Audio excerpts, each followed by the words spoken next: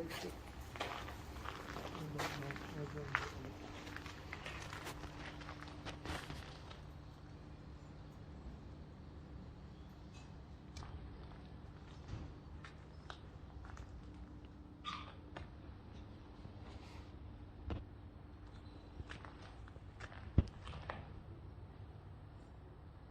we go, guys.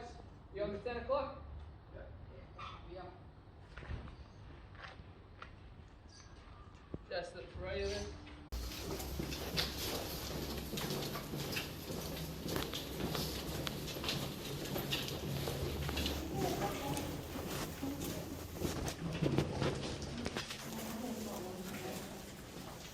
So that's what I was saying to the guys at the start.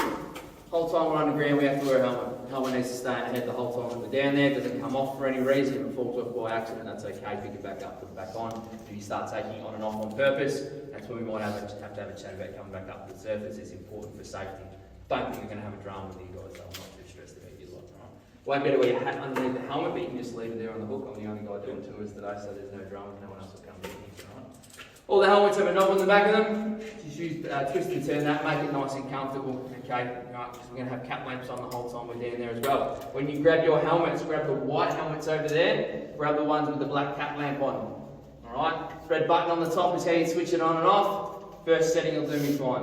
Okay. You can also use the third setting, which is a bit of a lower setting if you want. Don't use the middle one. That's high beams. That's what blinds poor old Baz while he's doing his tours if you can't see anything. All right. So first or third setting would be fantastic. I appreciate that.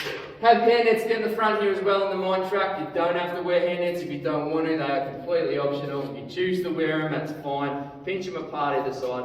Pull them apart. Put them on. Put your helmet on. Okay? Easy as. Grab some helmets. Let's go around the other side and go underground.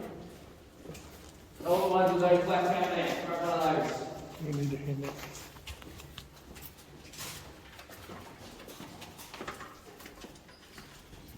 Start off before we go underground to tell you not to stick them out the side.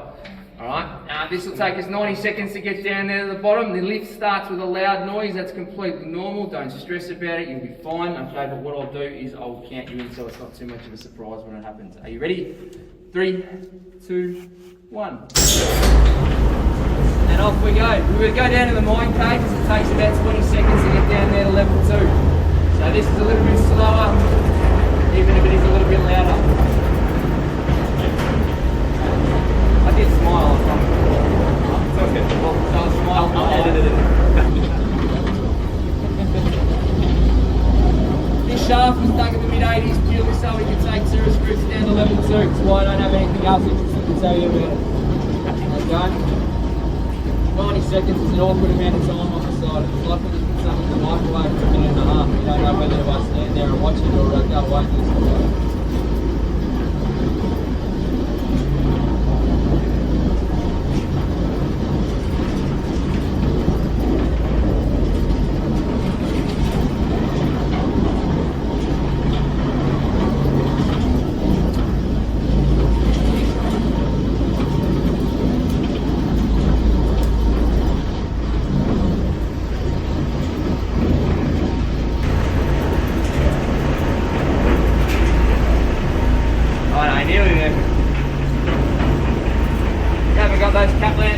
Switch it on now.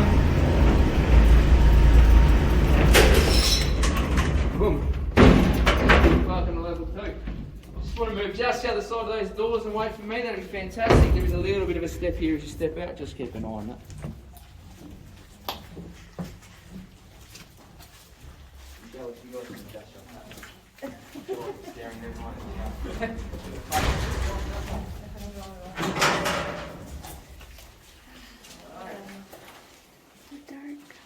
Do it, eh?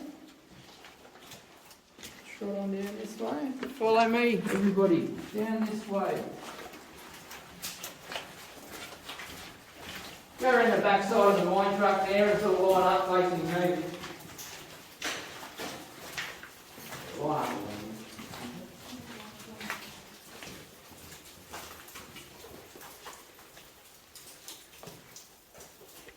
Beautiful. Alright, ladies and gents.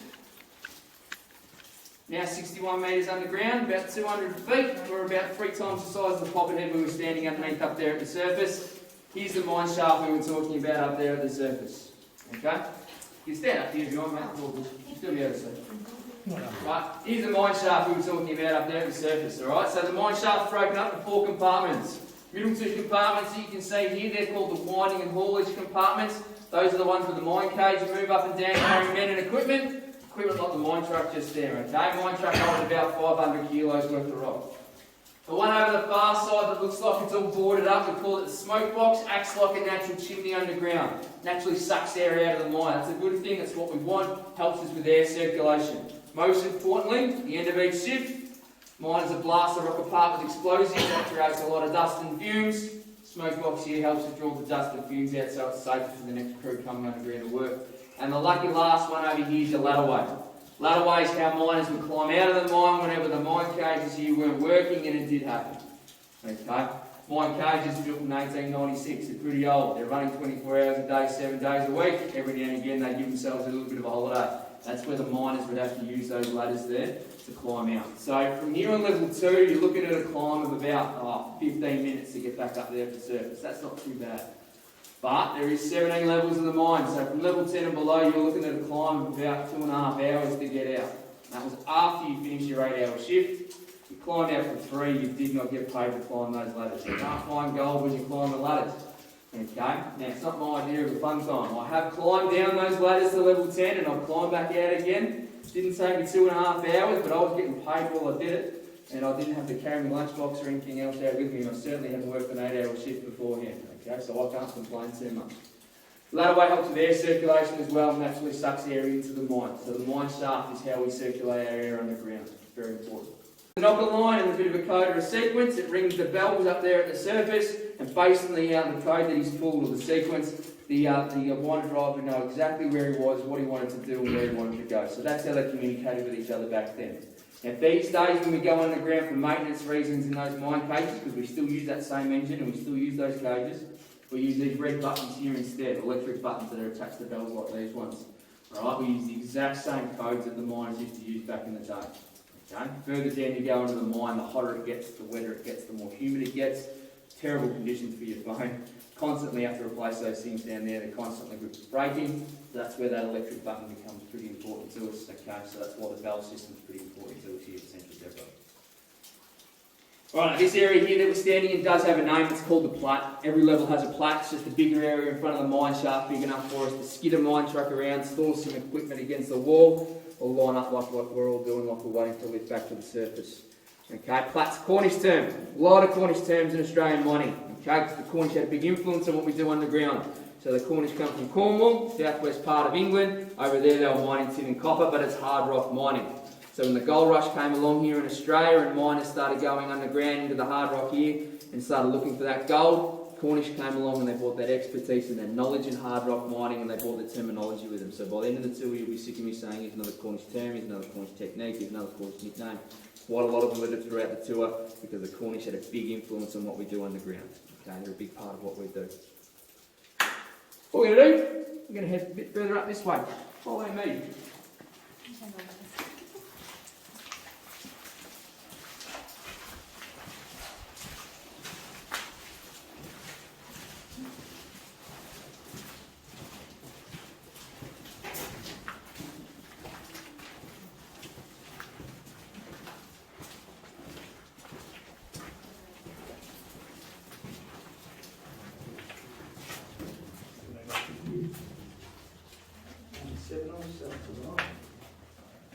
I'm going to do the science talk. We're going to talk about rocks. So the reason Bendigo is such a successful gold bearing area is because of the rock. What we've got here in Bendigo is called saddle reefs. Very unique, not found in very many places around the world. Nova Scotia in Canada is an example. Outside of that, not too many places have saddle reefs like what we have. Okay, so what happened was 480 million years ago, this was the bottom of the ocean. Okay? Layers of sand and silt built up on top of each other, and over time they hardened into rock, sandstone and slate. All this grey rock along the walls, it's all sandstone and slate. Some of you might have noticed that the polar rocks up there at the surface, well, that's sandstone and slate as well. Fast forward 450 million years ago, there was compression 5 kilometres that way. It's all been squashed together, it's all been compressed. So instead of being flat layers of rock, the rock's forced into waves like this, sort of like a sheet of corrugated iron is a good way of looking at it. Okay? So the parts that move up on an angle, okay, in this direction we call an anticline. The parts that move down in the opposite direction you call a syncline. Most of your gold found in the folds at the top of your anticlines, like the top of those ridges on your sheet of corrugated iron. Okay, up the top there. It's because in that folding process, big gaps opened up, okay, that allowed space for something deeper than the Earth's surface called silica to be forced up under pressure. Silica contains gold and other minerals, and when silica hardens into a white rock that we call quartz, and that's what miners were looking for. They were looking for quartz reefs, okay, because underground, gold's only found within the quartz. So what do? They sink a shaft like what we just looked at. The first tunnel they dig down here is what we're standing on. It's called a crosscut because it goes across those layers of rock. Then we get to a point where we change direction, dig a tunnel that goes in a north-south direction. We call that a driving into the rock, driving after the gold. So we don't call them tunnels down here, call them crosscuts and drives, okay? The reason Bendigo was so successful is because it's predictable. Predictable mining is good mining because these subtle reefs are one on top of the other, on top of the other, on top of the other. Like sheets of corrugated iron stacked on top of each other. Okay? That's why Bendigo is such a successful goldfield. We'll carry on up this time. At any point you got any questions, just sing out too, by the way. No dramas there. Pop in here, take a seat.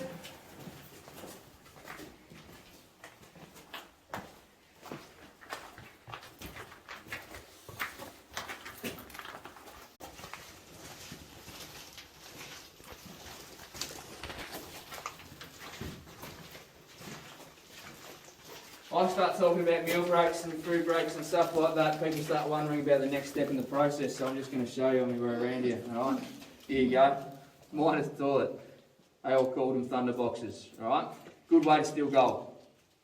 So, miner grabs his cloth, piece of cloth, we'll tend my hands a piece of cloth, put a piece of gold in there, chuck it in the thunder box. 16-year-old mining apprentice, youngest bloke in the mine, he is the one that has to take that up to the surface and dump it on the mullock heap. That's all they did, just dumped it on the big pile of rocks up there, and that's where the miner comes along later. And I guess you'd say tries to find his nugget is a good way of looking at it. Okay, it's a pretty gross way of trying to steal gold, but they felt like it was a very successful way of trying to steal gold, because let's be honest, who's going to ask for that gold back? Oh no, I'm not if I see someone doing that. Okay, so, successful way of trying to steal gold, the old thunder box.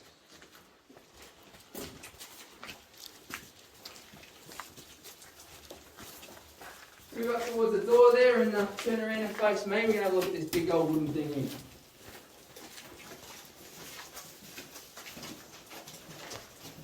Before we do, some of you might notice that large room we just walked past back there. That's our large crib room. Alright, dug out in the 90s. It's the only part of the mine where you don't have to wear a helmet. It's an emergency assembly area.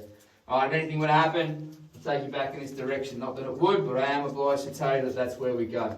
Okay? There's phones and first aid kits and defibs and stuff in there, and it's also a function space you can hire for birthday parties and stuff like that. Okay.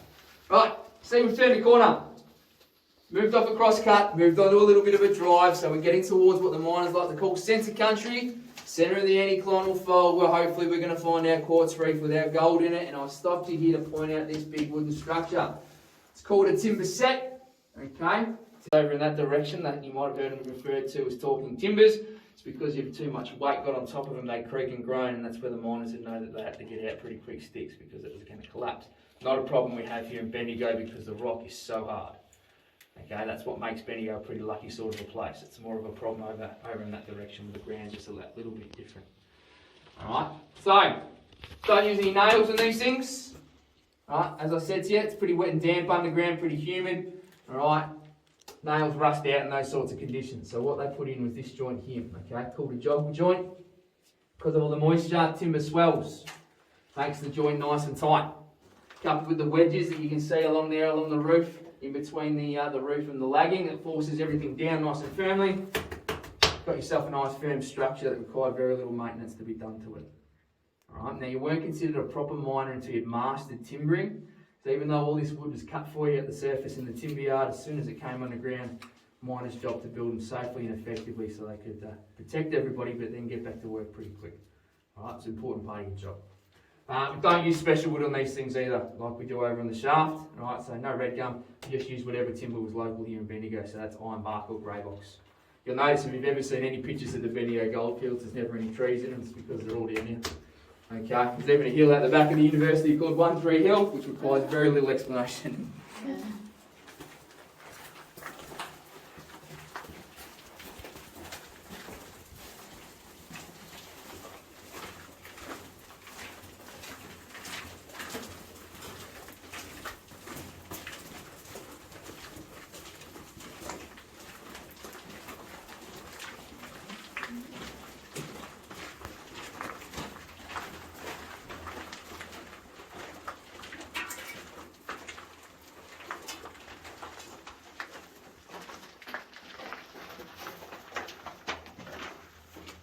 Go for a stand over here too if you want. Okay. Look up at the roof, you can see we don't have a lot of support in this little section. Okay, we didn't have to put support in everywhere because of how hard that rock was, but it did mean that the miners, start of every shift, had to check the stability of the rock. Okay, that technique's called sounding the backs. Always nicknamed the roof of the mine the backs because over in Cornwall, when they were digging their material off the floor, their back was always pointed to the roof of the mine, so they always nicknamed the roof of the mine the backs. So what they do, grab a pinch bar, like what I've got here, hit it into the rock, or listen to the noise that it made. Alright, makes a ringing noise like a bell, fantastic. No dramas at all. They can keep on mining, they don't have to do any work to make it safe.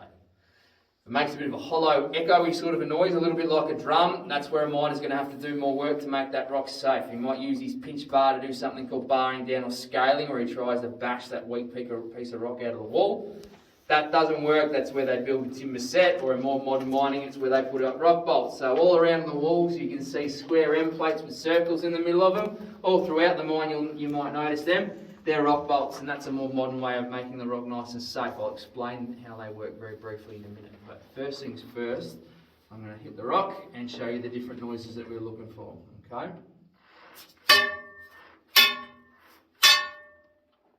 Alright, there's that ringing like a bell. Fantastic. There's that echoey sort of a noise, and that's why there's a rock bolt right there. Okay. The reason it makes that echoey noise is because there's cracks within the rock, more space for that sound to bounce around, so that's what the sort of noise they were looking for. Timber sets are pretty time consuming, alright, so rock bolts made life a lot easier for miners, alright, so what we use here these days are these things, called split sets, okay, type of rock bolt, developed in the US in the 70s, made of springing steel.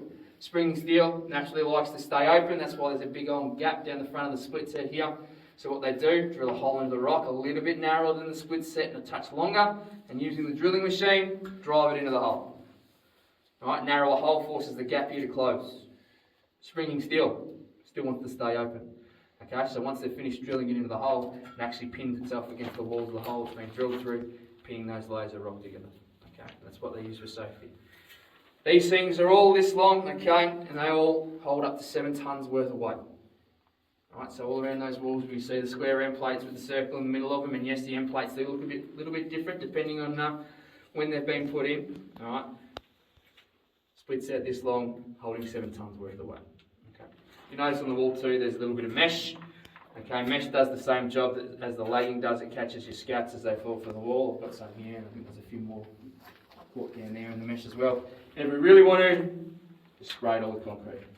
It's called shotcreting. Some of you might have noticed the shaft we came down in today was shotcreted. If you didn't notice, don't worry, you've got 90 seconds on the way back out to memorise it. You haven't missed all that much. Okay. That's enough about safety though. Let's go and have a look at the goals. Down this way. Let's go.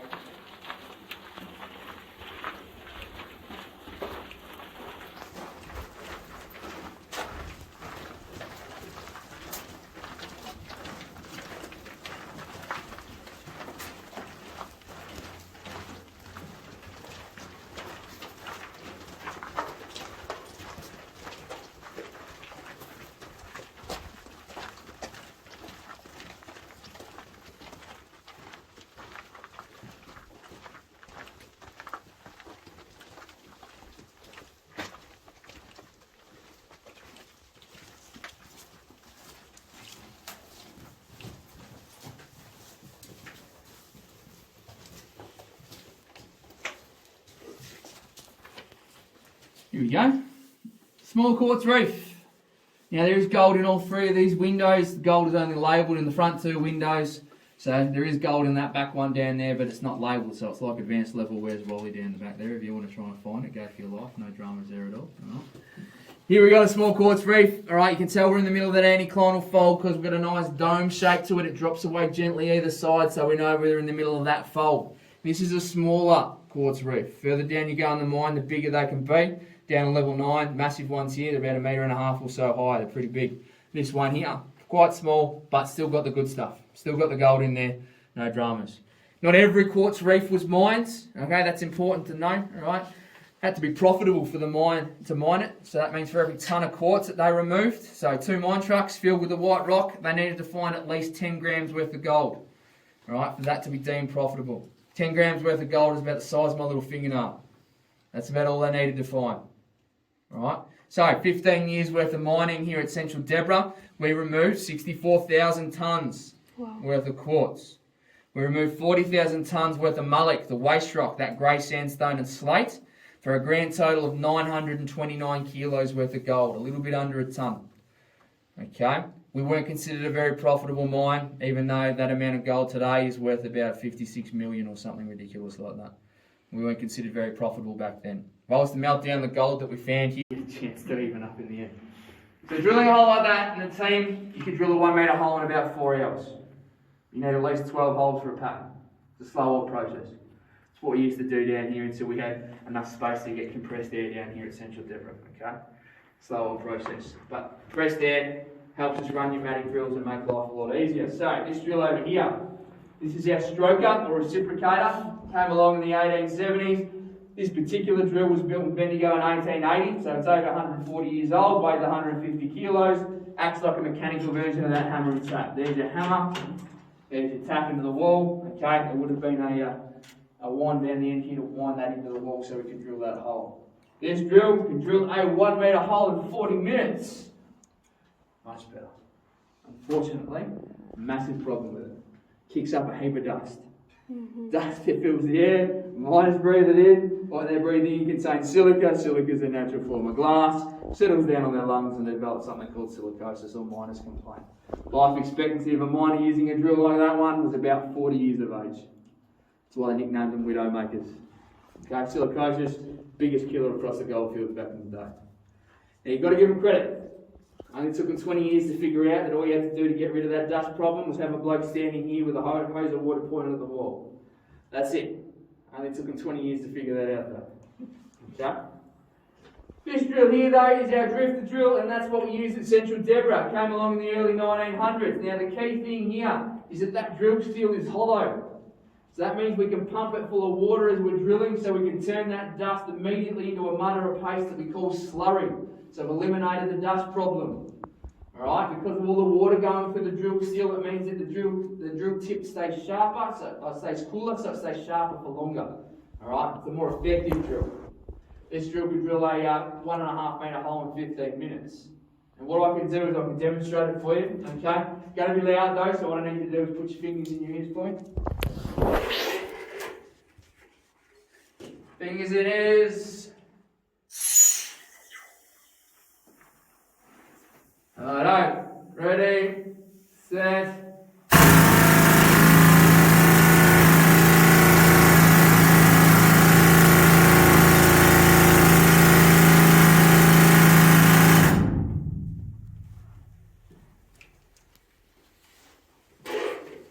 This is where if I was with a school group, I'll ask them who thought that wasn't very loud, and they all put their hands up, right? Imagine doing that for 20 holes, 15 minutes each every shift, no hearing protection.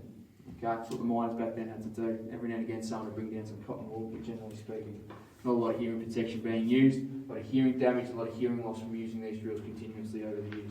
The other problem you've got is because of all that rattling and rolling going on, you get your hand on there, you get nerve damage in your hand, something called white knuckle. Right, so even though we've eliminated the death element of using drills, there's other health concerns associated with using them. Last drill that I'll quickly touch on before we move on, okay, this is our air leg drill. It's a more modern drill, came along in the 1950s, only weighs 50 kilos, can be moved around and operated by one man at a time, alright. Still runs on compressed air, still has water running through it, but it can drill a 2 metre hole in 5 to 10 minutes. It's far more effective, Okay? And unfortunately for us, we couldn't afford them. This is an example of the outdated equipment we were using that forced us to close. If we had been able to purchase air leg drills, we would have been able to stay operational for longer. But we couldn't afford them, so we did. To prove how effective these are, my father-in-law works in mining, okay, and he's currently trying to source air leg drills for his mine because they still use them at times in modern mining, okay. Not all the time, but they're pretty handy for some specific jobs that they still use in mining. That's how effective these things are. Every miner that comes down here knows exactly what that drill is when they look at it. Okay. Another series of holes until they reach these yellow ones here that are angled down towards the floor. They're called cut holes. And the last ones are the ones at the bottom called lifters. Clean them out, pack them full of our explosive of choice, which back then was gelignite. Okay? You'd have your detonator into that and then attached to that detonator is your blast cord like you can see here. Okay? Bang. Blast cord, cut to different lengths because these explosions need to go off one at a time. They need to go off individually, not all at once. We want the cut holes to blow first. Bang. Creates a weakness in the rock, gives us an area for the explosives above it to blow down into. Bang, bang, bang. One at a time, they'll blow up to the back holes. And the last ones that go with the lifters. The lifters help deposit all that material out in the cross-cutter drive so it's easier for the next crew to clean it up. Alright, so this pattern here produces about 16 to 20 tonnes worth of rock. So on an 8-hour shift, miners are expected in their pairs to remove 16 to 20 tonnes, drill 20 holes, charge and blast. Minimum expectation. It's on top of any other jobs they happen to have to do while they were down here. So it's a busy sort of a shift. Okay. Last thing they do, using that Benio bucket lamp, light the fuses up, head back around to the plat. That's where they'd wait though and they would listen. They wouldn't go straight back to the surface.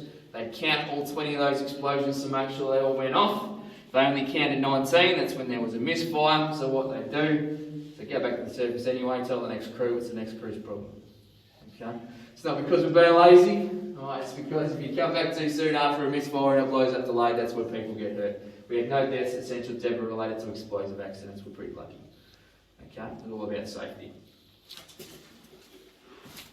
Last pattern, this one here in the middle is a burn cut, the more modern pattern that they use with that air leg drill that I showed you at the end there. Alright, these days they drill the weakness into the rock. We don't create it with explosives like we do here in the Benio drag cut.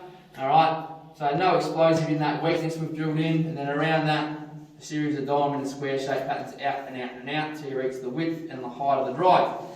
Don't use gelignite anymore either. We use this white stuff down the bottom called ANFO. It's ammonium nitrate and fuel oil, and they use electric detonators these days to blast. Now, when they blast these days underground, the entire mine needs to be evacuated. You don't just move 50 metres around the corner. The pest safety standards have changed just a touch.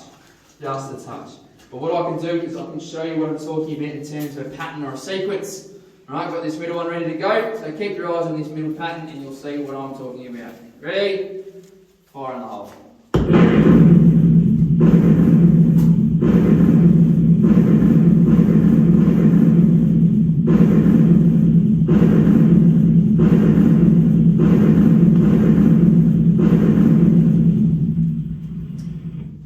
See how it starts off? Back as the holes are drilled. So this one behind me is about 2 metres, that one there is about 1.5 metres. Okay, so when you think about the 400 metres worth of tunnels that we're walking along today, right, they're all created by someone drilling and blasting like what we've looked at, moving those tunnels back 1.5 metres, 2 metres at a time. It's pretty impressive when you look at it on a scale like that. Lucky material from underground, it does have a name, it's called bogging or bogging out. Here at Central Deborah we use a very specific piece of equipment to get that job done. Shovel. 15 years worth of mining, this is what the miners use down here to get rid of all that material I've been telling you about. Nickname's a banjo based on the shape and the sound it makes going across those rocks. Alright? So, miners in their pairs using the banjos could fill a mine truck in about 10 minutes with 500 kilos worth of rock. Then they push it all the way back around to the plat could be up to 500 metres away. Keep in mind those mine trucks there weigh about 100 kilos empty. They're pushing about 600 kegs, 500 metres. Just to get an empty one to push it back and do it all over again to get rid of that 16 to 20 tonne. Alright, you have to be fit, you have to be strong to work down here. There's no getting around it. This thing that I'm standing next to now though, that's our rail bogger or rocker shovel. Alright, made life a lot easier in terms of bogging. It came along in the late 30s, early 40s. Runs on compressed air, would have been a platform off the side there. The operator could have stood on. You only need one person to run this machine. Most importantly, you can fill that mine truck in about 2 minutes. Far more effective. Have a look at the size of it. Have a look at the size of the bench. Which one do you reckon costs more at the hardware store? Alright, never used it here at Central Zebra. But have a look at the size of it again. The thing's huge. For us to move this up and down between levels in our mine cages, you've got to take it apart and take it down piece by piece and reassemble it. Alright? Far better suited to more open areas where you're going to use it more constantly. Alright? Our cross cuts and drives generally here at Central Zebra. Back in the 1870s. Welcome to the 14th level. Now the gold down here is actually trapped as very tiny particles inside these quartz reefs which run all the way underneath Bendigo. So as miners, it's our job to use drilling and blasting techniques to remove this ore, then cart it up to the surface ready for processing. Working by only the glow of our carbide lamps, we first drill holes into the rock face using a pneumatic long hole driller.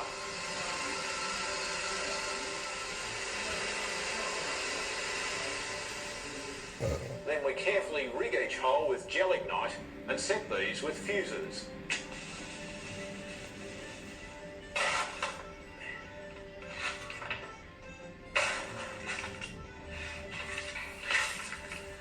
After we safely fire the explosives, we use shovels to manually bog out the ore into these small ore trucks. Once the ore truck's full, we push them back along the drive to the plat in front of the main shaft. Here the plat man hauls them round into the cage, which is just like an elevator for carrying miners and ore between each work level. When the truck's in place, we use bell signals like this.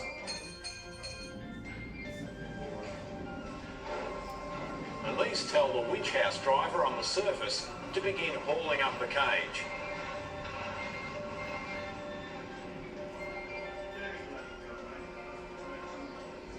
Back on the surface, the trucks are winched up to the landing brace.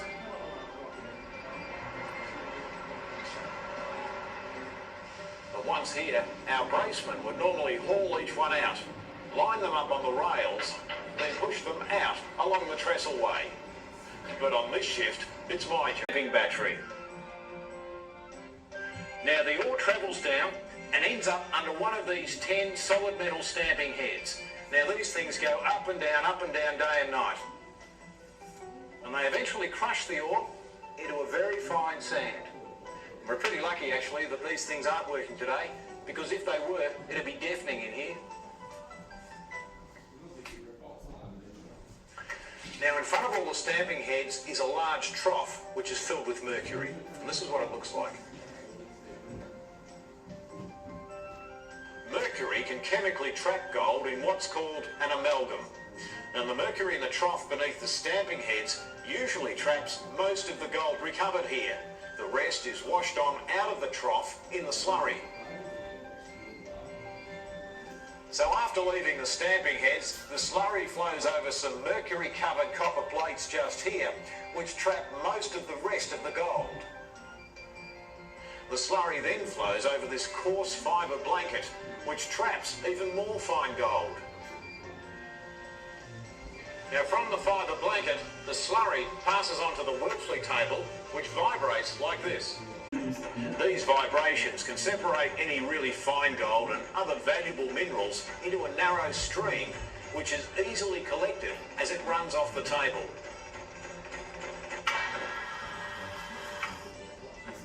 This whole process operates around the clock 6 days a week. Then every Saturday, we close the plant down for cleaning and gold recovery. Now the recovery process begins by using a porcelain-lined bucket to collect up all the amalgam, which we then pour into this amalgam barrel, throw in some scrap metal, and turn this thing on so that it spins continuously.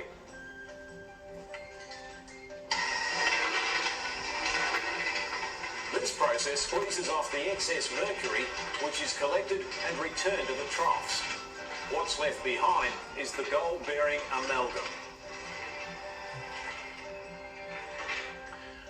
After about 16 hours continuous rotation, we collect the amalgam and place it into this retort pot. Then we seal up the lid and place it in a furnace. Now mercury's got a much lower boiling point than gold, somewhere around 360 degrees Celsius. At that temperature, the mercury in the amalgam turns into a vapour and escapes out of the pot and up this hollow tube. Now just here, we've got a condenser sleeve which we fill with water. Now when the mercury gas flows through this tube and reaches liquid, that flows out the end of the tube and we collect it in a bucket and put it back in the mercury troughs. Now through this whole process, the gold sits happily in the bottom of the pot. Now our next job is to collect the gold from here and place it in a clay crucible together with the gold we've collected from the Wiltsley table and the fibre blanket. Then we put the whole lot in a furnace, heat it up to 1064 degrees Celsius, which is the melting point of gold. The molten gold's now poured into a cast iron ingot mould similar to this. Then once it cools, the gold's turned out as an ingot, ready for safe storage and transport to our gold broker. So that's how we produce the gold here at the Central Dep. Anyhow, my shift's over, so I'm off to the pub now to get a few in before they close at 6. And I'll have one for you too. Alright. It's the gold machineries. Up to the top.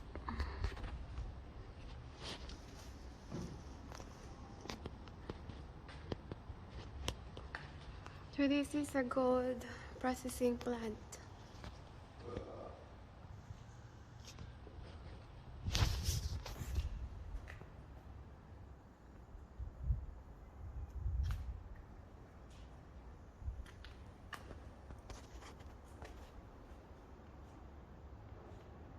Stairs to the Trestleway.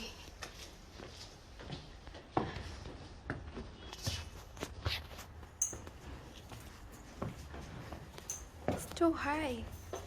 Oh, it's shaky. Steps, please shoes sandals.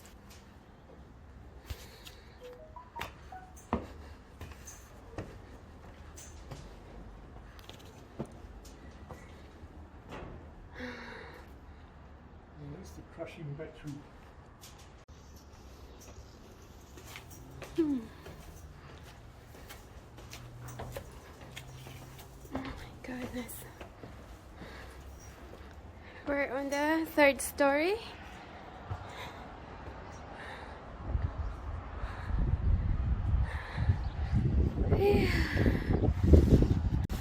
How many steps to go?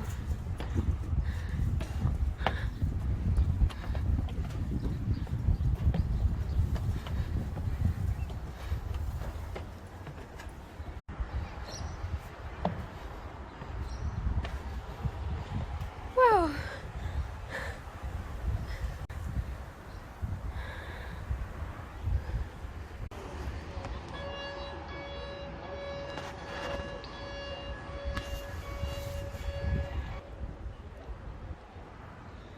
We're in like 5 stories? 6. Top of the Poppin Head.